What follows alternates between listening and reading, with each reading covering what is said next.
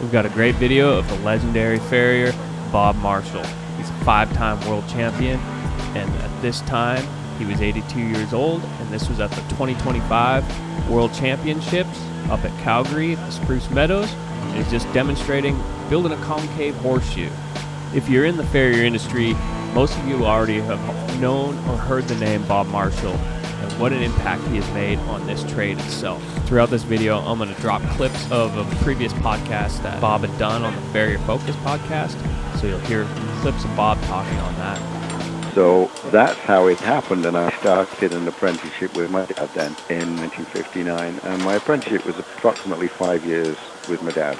Keep remembering things that he said. One of the things, for example, he always said, listen lad, when your ass is higher than your head, it's not natural. The least you bend down, the better it is. He said, always have at least 5 strides between the forge, the anvil, and your horse. He said, so you can straighten your back every time. And I'll tell you what, that was the best advice I ever got. Too many people do not straighten the back. Gives you a chance to breathe, and how long extra does it take? Second. It was good advice. It was very good advice. The last time I won Calgary Stampede, as you know, I won it 5 times. I entered it 5 times and I won it 5 times. But the last time I won was in the July, and my dad had passed away in the April. And I got into the top 10. And the horse that came in had been foundered, chronically foundered, and he had a lot of foot to come off. David Wilson was judging it, and the organisers came up to me and said, look, Bob, this has got some problems with its feet. If you want, we can give you another horse, but whatever you get after this, you know, that's what you've got. I said, my dad never told me to let one go that was bad feet.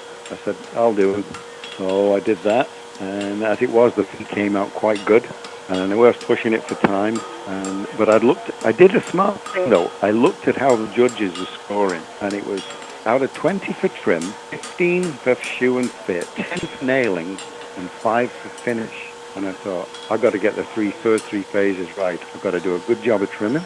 I've got to do a darn good job of making it fitting, which is a strong point for me. Then after that, the others come fairly easy. But I thought, I'm pushing it for time. Anyway, I trimmed the feet, and they came out pretty darn good, right? Got lucky on the full shoes, got lucky on the measurements, and I always had a fairly good eye for fitting, so I got them fitted. Come to nail it on, and I'm looking at the clock, and it was like, I think it was 4.5 minutes left to nail 2 shoes on. I thought, boy, we've got to kick on here, Bob.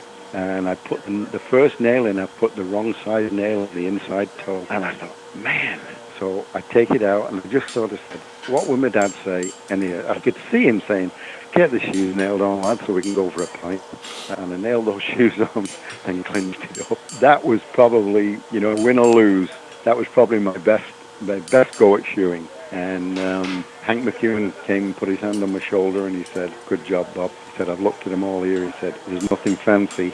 But he said, good job, that's all he said. And sure enough, I won it, you know, I won the shoeing, and I just sat down. I was just so emotional, you know. You know, your dad passing away in the April and winning that, it was fantastic. It was a good deal.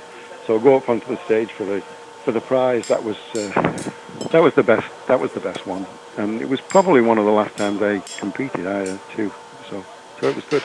Okay, well, I'll have to just go back a little bit to when I was in Gloucestershire, and this fellow called Frank Mercer said, look, there's a competition at the Farrier institution, and he said there's 2 levels. There's the open level, and he said there's the novice level. And I said, well, I'd like to enter. And he said, no, Bob, don't enter.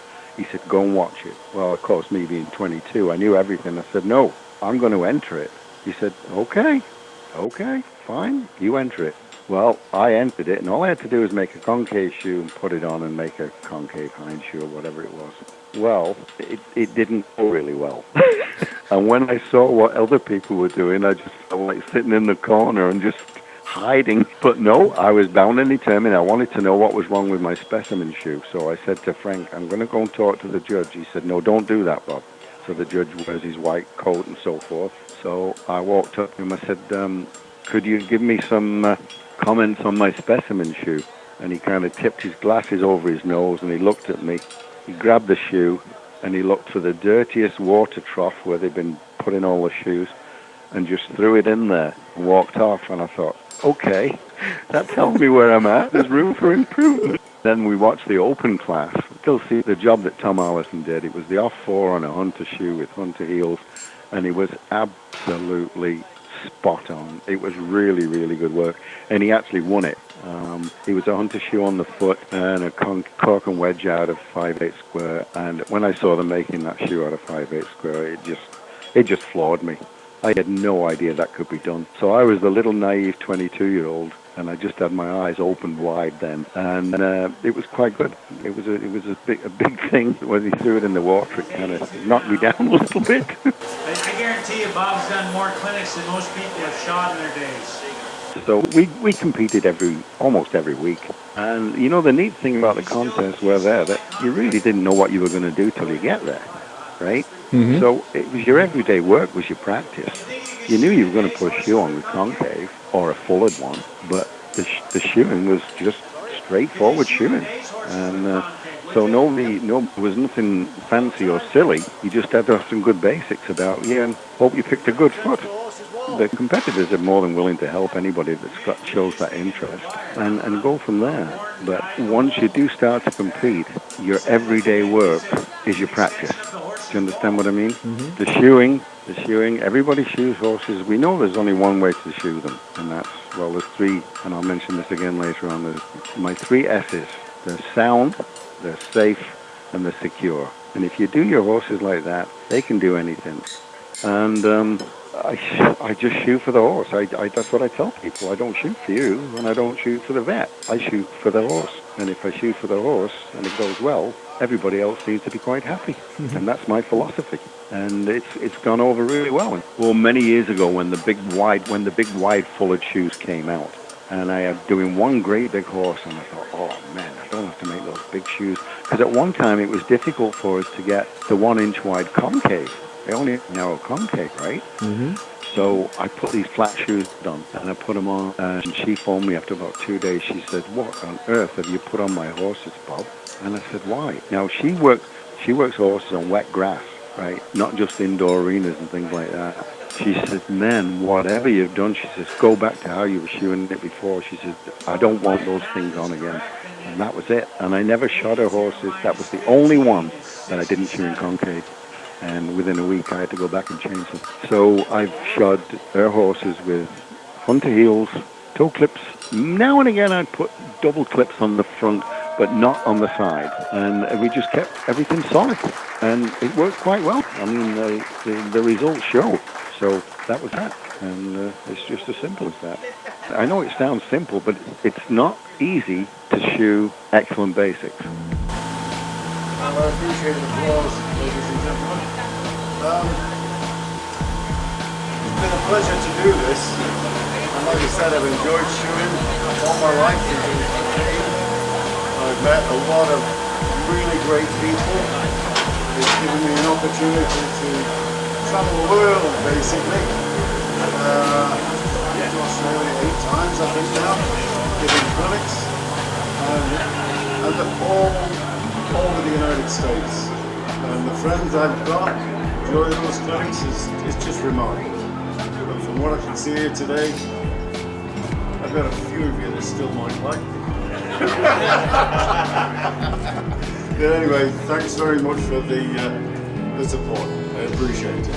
I didn't say it was easy. It's very difficult to shoe with excellent basics consistently. And if you don't make your shoes, keg shoes are made, if you were to straighten your keg shoes out, let's say they're a 1, 2, and 3, right? When you straighten those bars out, there's at least 3/4 increment difference between each length of steel. Do you understand that? Mm-hmm. Okay. If you were to straighten, I do my shoes in 1/4 inch increments. So when they're straight, there's only a 1/4 inch difference in each shoe.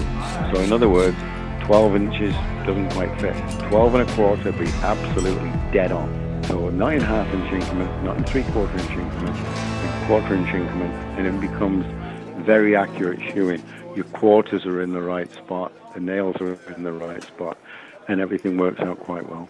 It's like I say, it's simple, but it's not easy. You know, I mean, the forging skills of these guys are unbelievable. I mean, some of the shoes that I see that some of these farriers are making now, they're just really good. But a lot of them are not practical for the horses. It's almost like a blacksmithing competition now. And I think they've got to start going towards, and this is where Craig Trinker has really helped, they've got to go towards putting the shoes on. It's got to go go back to that, because that's what we do. We don't make shoes for a living. We shoe horses for a living. And the horses have got to be shod accurately, balanced, and proportionate to what they do.